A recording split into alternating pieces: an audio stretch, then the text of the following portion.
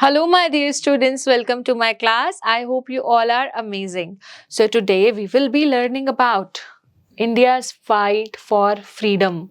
आज हम जानेंगे कि इंडिया को किस तरीके से फ्रीडम मिली और किस तरीके से यहाँ के महान फाइटर्स ने जो है लड़ाई करी इंडिया को एक इंडिपेंडेंट कंट्री बनाने के लिए. Let's get started. Though the revolt of 1857 failed, even it initiated the awakening among the people of India and caused the beginning of the struggle for freedom. है ना, हम ये मानते हैं कि 1857 का जो रिवॉल्ट है वो बुरी तरीके से फेल हुआ, लेकिन इससे लोगों को एक आइडिया मिल गया कि हमारे लिए इंडिपेंडेंट होना बहुत ज़्यादा इम्पॉर्टेंट है. Okay, for the first time, the people of India became united despite the religious and caste differences to fight against the British rule. With time, the struggle got intense and British applied brutal force to crush it. क्या हुआ कि पहली बार ऐसा हुआ 1857 के revolt में कि सारे इंडियंस एक साथ इकट्ठे हुए. कोई रिलीजन मैटर नहीं करा उस टाइम पर, कोई सारे रिलीजन के लोग, सारे कास्ट के लोग एक साथ आए और उन्होंने ब्रिटिशर्स के खिलाफ लड़ाई करी. ठीक है, और वक्त आते आते ये लड़ाई इतनी ज़्यादा इंटेंस हो गई और ब्रिटिशर्स को भी फिर उतना ही क्रूअल होना पड़ा इंडियंस के लिए. ठीक है, India even saw some remarkable changes under the British rule. Many mills and factories were opened, railways and roads were established. British rule के टाइम पर इंडिया में काफ़ी सारे चेंजेस हुए, बहुत सारी फैक्ट्रीज खुली, बहुत सारी मिल्स खुली. ठीक है, नई नई चीज़ें बनी. Railways and roads were established. English language was introduced in schools and colleges. Modern thoughts and outlook developed. This phase of the late 19th century is often referred to as the age of Renaissance. तो क्या हुआ यहाँ पर? Basically इस time पर 19th century में Britishers ने जो है इंडियंस को पढ़ाना शुरू करा, इंग्लिश के बारे में उनको पढ़ाया, एजुकेट करा. ठीक है, और काफ़ी सारे रोड्स बनाए, रेलवेज बनाए. Okay. In India, a period of culture and intellectual awakening. Renaissance, age of Renaissance जो 19th century में थी, इसको क्या बोला जाता है? इसको intellectual awakening, मतलब उस टाइम पर इंडियंस जो थे वो पढ़ना लिखना शुरू कर रहे थे. At the same time, the educated Indians realized that English had conquered India to promote their own interests and were not interested in the welfare of Indian people. है ना, अब जो पढ़े लिखे इंडियंस थे उनको ये समझ में आने लगा था कि जो ब्रिटिशर्स हैं वो सिर्फ अपने फायदे के लिए जो है वो इंडिया में आए हैं. Indians also realised their shortcomings, specially the social evils that were prevalent in the Indian society which were a hindrance in their struggle for freedom. है ना, एक और चीज़ उनको समझ में आया कि भाई हमारा जो सोसाइटी है वो काफ़ी पीछे चल रहा है, बहुत सारी कमियां हैं हमारी सोसाइटी में उस टाइम पर. तो लोगों ने बोला कि इन कमियों को हमें पूरा करना होगा ताकि हम सब फ्रीडम में जो है अपना कंट्रीब्यूशन दे पाए. Many social and religious reformers like Raja Ram Mohan Roy, Ishwar Chandra Vidyasagar, Swami Dayanand Saraswati and Swami Vivekanand led the movement to root out the social evils from Indian society. मैंने जितने भी अभी amazing जो हैं leaders के नाम लिए, उन सब ने इंडियन सोसाइटी को इम्प्रूव करने के लिए अपना बेस्ट दिया. ठीक है, ये आप देख सकते हैं, ईश्वर चंद्र विद्यासागर, फिर ये हैं हमारे राजा Ram Mohan Roy. Vidyasagar raised questions about early marriage, polygamy, having more than one wife, widowhood, and many other ills, stifling social developments. जो विद्यासागर थे उन्होंने बहुत सारे क्वेश्चंस रेज करे, जैसे कि चाइल्ड मैरिजेस पर, पॉलीगैमी पर, means having more than one wife. Okay, और विडोहुड पर कि when a wife's husband dies then उसकी लाइफ बहुत चेंज हो जाती है. और भी बहुत सारी ऐसे फैक्टर्स पे काम करा जिससे सोसाइटी अच्छी बन सकती है उनको हटाने से. Vidyasagar got window remarriage legalised. उन्होंने ये जो है लीगल करवाया कि अगर कोई विमेन है, अगर उनके जो हस्बैंड अगर वो उनकी डेथ हो जाती है तो वो दोबारा से शादी कर सकती हैं. He worked to get child marriage and polygamy restricted. He was also instrumental in founding dozens of schools, several of which were only for girls. है ना, जो विद्यासागर थे उन्होंने क्या करा, उन्होंने जो है पॉलीगैमी को रोका, मल्टीपल मैरिजेस को रोका. ठीक है, और उन्होंने जो है चाइल्ड मैरिज को रोका। उन्होंने बहुत सारे ऐसे स्कूल्स बनाए जिसमें वो लड़कियों को एजुकेशन देते थे। राजा राम मोहन रॉय फाउंडेड द ब्रह्मो समाज। He tried to put an end to caste system, idol worship and the meaningless rituals of the orthodox Hindus. उन्होंने क्या करा, उन्होंने ब्रह्मो समाज, किन्होंने, राजा राम मोहन रॉय, ब्रह्मो समाज बनाया उन्होंने, राजा राम मोहन रॉय ने। इन्होंने कोशिश करी कास्ट सिस्टम को हटाने की, ओके, और आइडल वर्शिप, मूर्ति पूजा को हटाने की, और इन्होंने कोशिश करी जो पुरानी सोच के जो लोग थे उनको बदलने का इन्होंने ट्राई करा। He put an end to the practice of sati with the help of Lord Bentinck Fyng. A wife used to burn herself alive in the funeral pyre of her husband and became a sati, है ना। तो इन्होंने सती प्रथा पे रोक लगाई राजा राम मोहन रॉय ने। उसमें क्या होता था कि अगर एक विमेन है, अगर उस विमेन का हस्बैंड जो है वो डाई, मतलब अगर वो मर जाता है, व्हेन ही डाइज, तो विमेन जो है वो भी खुद को, अपने आप को जो है उसमें ऐश में अपने आप को खत्म कर लेती थी, ठीक है। She used to kill herself, अपने आप को वो मार लेती थी उस फायर में। तो ये बहुत ही डरावनी, बहुत ही पेनफुल जो थी, बहुत ही मतलब डेंजरस ये प्रथा थी हमारे इंडियन सोसाइटी में। इसको किन्होंने हटाया हमारी सोसाइटी से? राजा राम मोहन रॉय ने।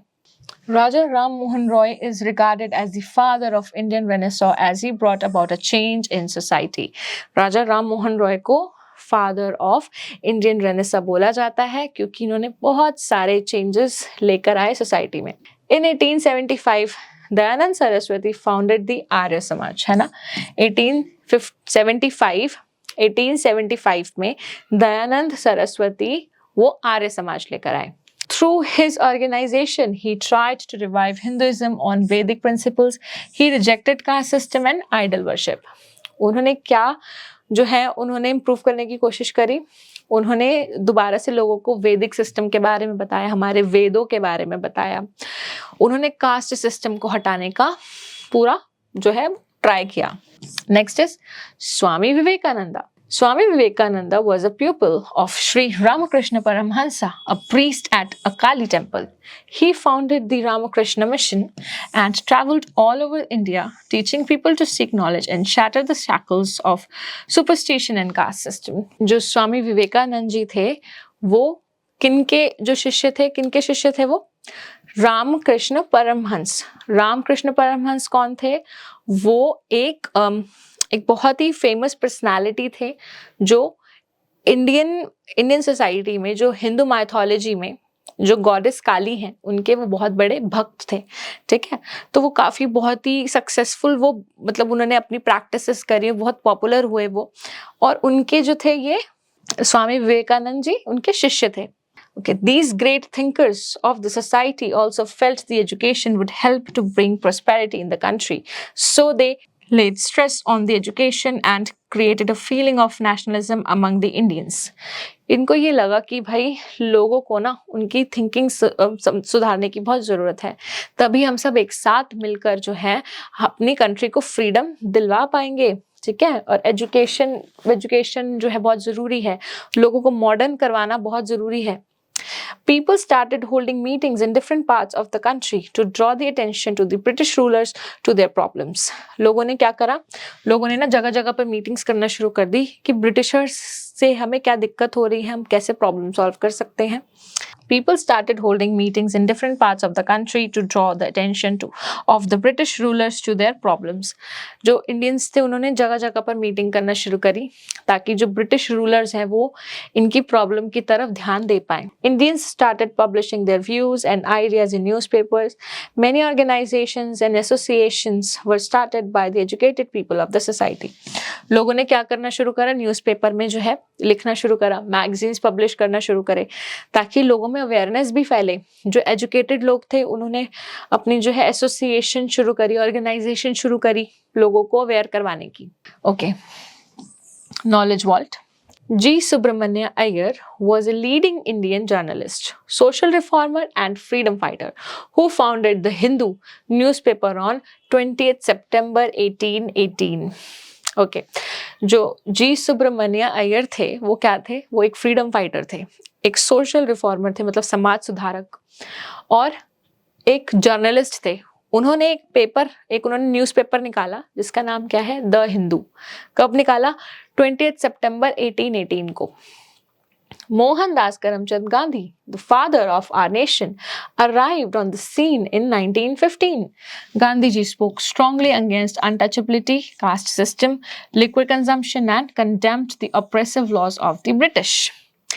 मोहनदास करमचंद गांधी, गांधी जी का पूरा नाम था। ये इंडिया कब आए? 1915 में आए, ठीक है। और इन्होंने किसके खिलाफ बोला? अनटचेबिलिटी के खिलाफ बोला, ओके। इन्होंने जो है कास्ट सिस्टम के खिलाफ बोला, इन्होंने लिक्विड कंजम्पशन के खिलाफ बोला, अल्कोहल नहीं पीनी चाहिए, ठीक है, वो समझाया लोगों को। और भी जो ब्रिटिशर्स के जो रूल्स थे ना बुरे, जो काफी स्ट्रिक्ट रूल्स थे, उनके खिलाफ इन्होंने लड़ाई करी। He taught the people about the importance and strength of non violence. इन्होंने जो है लोगों को अहिंसा के बारे में बताया। इन्होंने लोगों को बताया कि नॉन वायलेंस में कितनी ताकत है। His means of peaceful non-cooperation against injustice and oppression is termed as सत्याग्रह। वो शांति से जो है ब्रिटिशर्स के खिलाफ लड़ाई करते थे और इसको कहते थे सत्याग्रह। British government passed Rowlatt Act in 1919. According to his act, anyone could be arrested by British government without a trial. तो ब्रिटिश गवर्नमेंट ने जो थे, ब्रिटिश गवर्नमेंट ने क्या करा? रॉल्ट एक्ट पास करा 1919 में। इसके अंडर क्या होता है कि अगर ब्रिटिशर्स को डाउट होता है कि ये हमारे खिलाफ है तो वो उनको पकड़ के जेल में डाल सकते हैं, ठीक है। Gandhi ji started the satyagraha movement against this unjust law. फिर गांधी जी ने क्या करा? रॉल्ट एक्ट के अगेंस्ट जो है सत्याग्रह मूवमेंट चलाया। The movement was always non violent. जो मूवमेंट था वो हमेशा ही नॉन वायलेंट था, मतलब उसके अंदर मारा मारी या फिर किसी को मारना, हिंसा नहीं थी। Protesters were often brutally beaten, but they refused to strike back. जो protesters थे, जो protest करते थे सत्याग्रह में, ठीक है, उनको काफी बुरी तरीके से पीटा जाता था, उनको ब्रिटिशर्स बहुत बुरी तरीके से मारते थे, बट वो पीछे नहीं हटते थे। Knowledge vault. Satyagraha was a method of non-violent protest using truth as a weapon. Satyagraha, सत्य प्लस आग्रह means strong and determined following of truth. जो सत्याग्रह है वो नॉन वायलेंट तरीके से लड़ने का तरीका है ना। और इसमें क्या होता है कि सच्चाई पर जोर दिया जाता है कि जिस चीज़ के लिए वो लड़ रहे हैं वो एक सच्ची बात है, वो कोई झूठ नहीं है, ठीक है।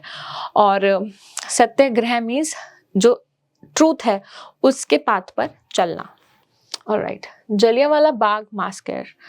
जो मास्केर हुआ था, मास्केर मीन्स जब बड़े स्केल पे लोगों को मारा जाता है। General Dyer, a British officer, had banned all public meetings and processions in Amritsar.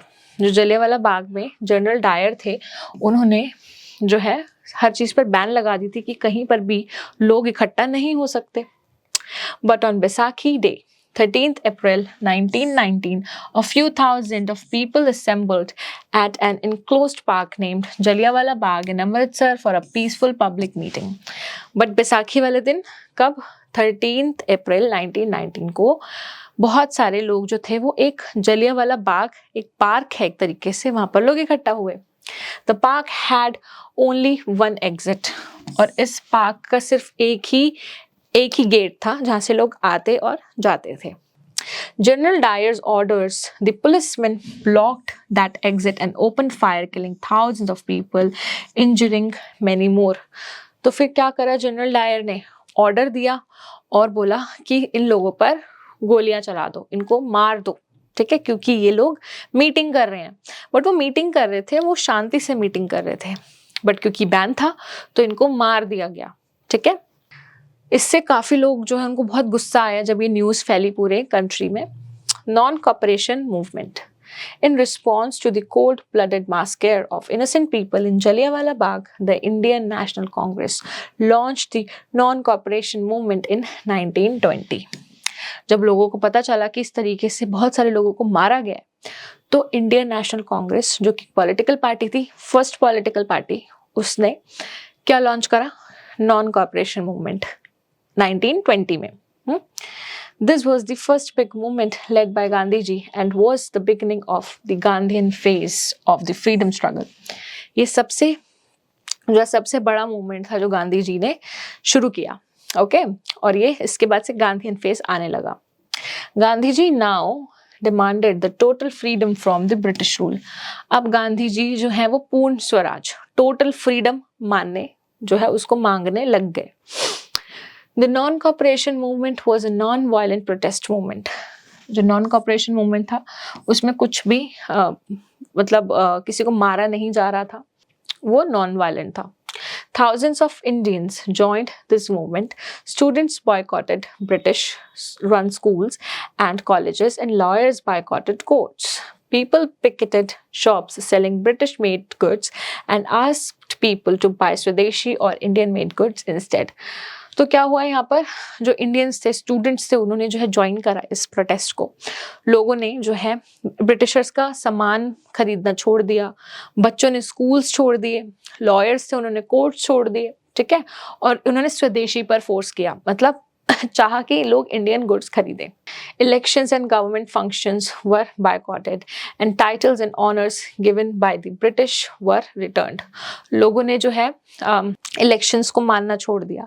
जो बड़े बड़े ओहदे पर इंडियंस बैठे थे, बड़े बड़े टाइटल्स पर, उन्होंने वहां से रिजाइन कर दिया, छोड़ दिया वहां से काम, ठीक है.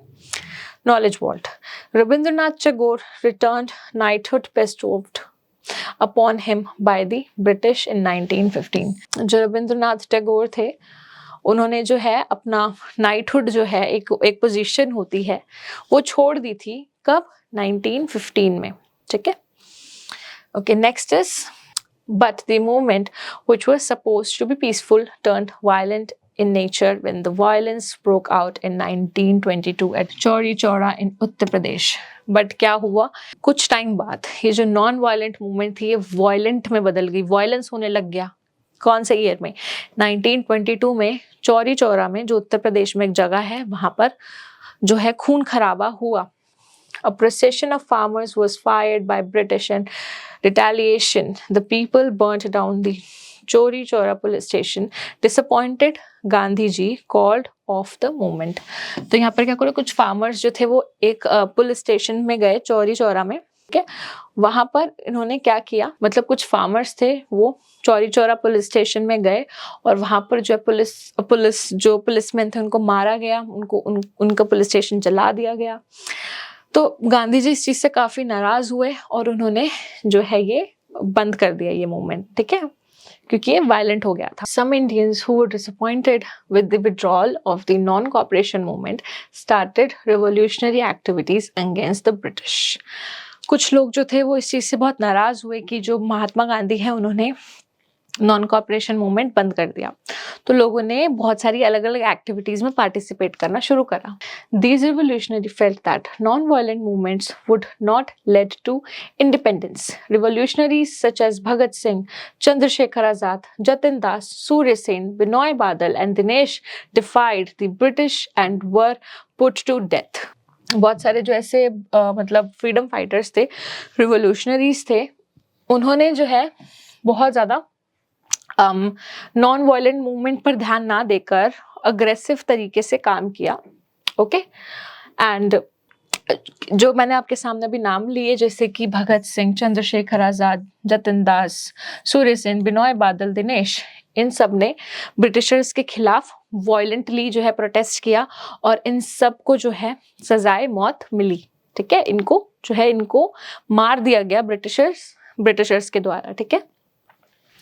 They are remembered for their bravery even today. But हम इनको आज भी इनकी ब्रेवरी के लिए याद करते हैं. Simon Commission. In 1928, the British government appointed a commission under Sir John Simon.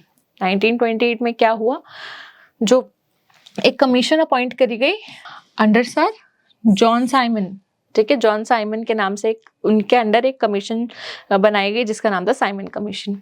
The aim of the commission was to review the law and order situation in India and come up with new reforms. इस commission का क्या काम था? सारे law orders को check करना और उसको चेंज करना, ठीक है. When the commission arrived in India, the Congress boycotted it as there was not a single Indian among the 7 members of the commission. But ये जो कमीशन के 7 मेंबर्स थे, इनमें से एक भी इंडियन नहीं था, इसलिए लोगों ने इसको मना किया, इसलिए लोगों ने इसको रिजेक्ट कर दिया. Lala Lajpat Rai was severely injured in the lathi charge at the protests and died a few days later. Lala Lajpat Rai जो थे वो इस प्रोटेस्ट में उनको मार दिया गया लाठी चार्ज से. ठीक है. Civil disobedience movement. The Congress now wanted complete independence from British. अब कांग्रेस को जो था पूरा इंडिपेंडेंस चाहिए था. It decided to celebrate independence day on 26 January 1930. तो उन्होंने डिसाइड करा हम इंडिपेंडेंस डे बनाएंगे 1930 में. ठीक है. कब? 26 जनवरी को. And raise its own flag. और हम खुद का एक झंडा फहराएंगे. It also decided to launch a new movement under the leadership of Gandhi called the civil disobedience movement. उन्होंने ये भी डिसाइड करा कि हम एक नई मूवमेंट चलाएंगे जिसका नाम है civil disobedience movement under Gandhi ji.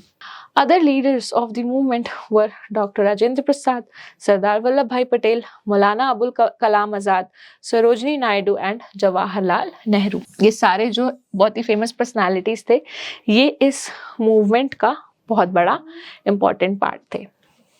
To control the trade in salt in India, the British had introduced a tax on salt production. है ना. सॉल्ट ट्रेड को कंट्रोल में लाने के लिए ब्रिटिशर्स ने इन सॉल्ट के ऊपर टैक्स लगाना शुरू किया. In 1930 Gandhi ji led a movement to produce salt without paying the tax. But 1930 में गांधी जी ने नमक बनाना शुरू करा बिना टैक्स दिए. The movement started with the Dandi March. In March 1930 Gandhi ji and his 78 followers marched a distance of over 300 kilometers from his ashram at Sabarmati to Dandi on the Gujarat coast. है ना. क्या हुआ यहाँ पर? Movement बनाई गई. क्या movement थी? दांडी मार्च. ठीक है. ये मूवमेंट शुरू करी गई, जो हमारी नॉन कॉपरेशन मूवमेंट है, ये दांडी मार्च से शुरू करी गई. साबरमती आश्रम से लेकर कहाँ तक हुआ? दांडी बीच. ठीक है. वहां पर जाकर जो 78 फॉलोअर्स थे, ये 300 किलोमीटर चले महात्मा गांधी जी के साथ. और फिर दांडी जो है वहां पर जाके इन्होंने कोस्ट पे जाके इन्होंने नमक बनाना शुरू किया. On the coast he picked up a handful of salt, breaking the salt law. इन्होंने क्या करा कि मुट्ठी में अपना जो है वो नमक लिया और दिखाया ब्रिटिशर्स को कि हम नमक बना रहे हैं और हम टैक्स पे नहीं कर रहे, और इन्होंने लॉ को ब्रेक कर दिया. It gave rise to the more widespread civil disobedience movement. और ये काफ़ी फेमस हो गया लोगों में, और सिविल डिसोबीडियंस मूवमेंट जो है बहुत ज़्यादा पॉपुलर बन चुका था. Inspired by Gandhiji, many people broke the salt law. Inspired by Gandhiji, many people broke the salt law along the coast of India. Gandhi ji से इंस्पायर होके बहुत सारे लोगों ने क्या करा? सॉल्ट बनाना शुरू किया.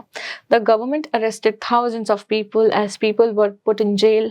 More joined the movement and continued to spread all over the country. फिर धीरे धीरे जो और सारे लोग इसके साथ जुड़ते गए, बहुत सारे लोग जो है नमक बनाते गए, और ब्रिटिशर्स उनको जेल में डालती रही. The civil disobedience movement went on till 1934. Civil disobedience movement 1934 तक चला. Gandhi ji along with other leaders was arrested. Gandhi ji को अरेस्ट कर लिया गया था बाकी लीडर्स के साथ. The Quit India movement. In 1942, the Congress launched the Quit India movement. Gandhiji gave the slogan of do or die, meaning either Indians should win freedom or die trying to get it. Gandhi ji ने क्या करा? Quit India movement निकाला, जिसमें उन्होंने एक slogan बनाया. ठीक है. डू और डाई मतलब या तो आप फ्रीडम पालो या फिर उसकी कोशिश में करते करते अपनी आप जान भी दे दो. ठीक है. तो क्या हुआ यहाँ पे? Under the leadership of Gandhi ji, British were asked to leave the country and go. फिर इस लीडरशिप के अंडर क्या हुआ? ब्रिटिशर्स जो थे वो झुके और उन्होंने कंट्री को छोड़ दिया. The Indian National army. Subhash Chandra Bose, popularly called Netaji, was one of the most highly respected leaders of independence movement.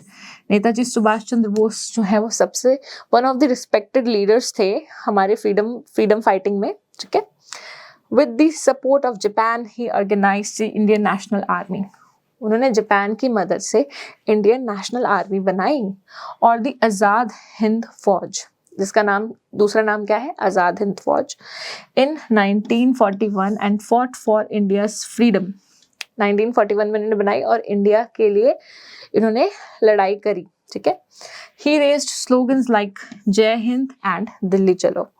इन्होंने स्लोगन्स बनाए जय हिंद और दिल्ली चलो. He worked mostly from outside the country garnering support. इन्होंने ज़्यादातर India से बाहर रहकर ही काम करा सपोर्ट लेने के लिए. Azad Hind Fauj fought the British forces bravely in north east India and later at Burma. जो आज़ाद हिंद फौज थी उन्होंने फाइट करी, ठीक है, ब्रिटिशर्स के खिलाफ, पहले तो नॉर्थ ईस्ट इंडिया में और फिर बर्मा में. India became free in 1945. After the end of Second World War, the British had no option except to give India independence. 1945 में ब्रिटिशर्स के पास कोई ऑप्शन ही नहीं बचा, उनको कंट्रोल में रखने का, और उनको इंडिपेंडेंस देनी पड़ी. Hence, in 1945, the Shimla Conference gave provincial autonomy to India. है ना, शिमला कॉन्फ्रेंस में जो है हमें स्वराज मिल गया था, हमें इंडिपेंडेंस मिली कब, 1945 में. Talks began for transferring of power. है ना, लोगों से जो बात करी गई, ब्रिटिशर्स ने डिसाइड करा कि पावर ट्रांसफर करने की. इन 1946 the interim government was formed which made a provision for separate Nations. एक इंटरिम गवर्नमेंट बनाई गई अलग अलग नेशंस के लिए. Indian Pakistan. Okay. In 1947, Governor General Lord Mountbatten declared India and Pakistan two sovereign nations. फिर क्या हुआ 1947 में, लॉर्ड माउंटबेटन, ठीक है, उन्होंने क्या करा, इंडिया और पाकिस्तान को दो अलग अलग नेशन बना दिया गया, ठीक है, वहाँ पे. On 15 August 1947 India became a free country. और इंडिया 15 अगस्त 1947 में एक इंडिपेंडेंट कंट्री बन गया. Doctor Rajendra Prasad became India's first president and Jawaharlal Nehru the first prime minister, while Muhammad Ali Jinnah became the leader of Pakistan. Okay, so हमारे first president कौन बने, doctor Rajendra Prasad. हमारे first prime minister कौन बने, पंडित जवाहरलाल नेहरू. और जो मोहम्मद अली जिन्ना थे वो पाकिस्तान के लीडर बने. A new constitution was framed and introduced on 26 January 1950. 26 January 1950 को हमारा जो है कॉन्स्टिट्यूशन बना. Thus India became world's largest democracy. और इससे जो इंडिया है पूरे वर्ल्ड की सबसे बड़ी डेमोक्रेसी बना. Knowledge vault. Netaji's most famous slogan was "Give me blood and I will give you freedom." तुम मुझे खून दो, मैं तुम्हें आज़ादी दूंगा. ये नेताजी सुभाष चंद्र बोस का सबसे फेमस स्लोगन था. Alright, my dear students, now we have read the chapter. Let's do the question answers. Take the correct option. Who founded Arya Samaj? Swami Dayanand Saraswati. Who is regarded as the father of Indian Renaissance? Raja Ram Mohan Roy. Who organized the Indian National Army? Subhash Chandra Bose. Simon Commission came in India in 1928. All right. Now let's do fill in the blanks. Raja Ram Mohan Roy founded the Dash Brahmo Samaj. All right. Dash founded the Ram Krishna Mission.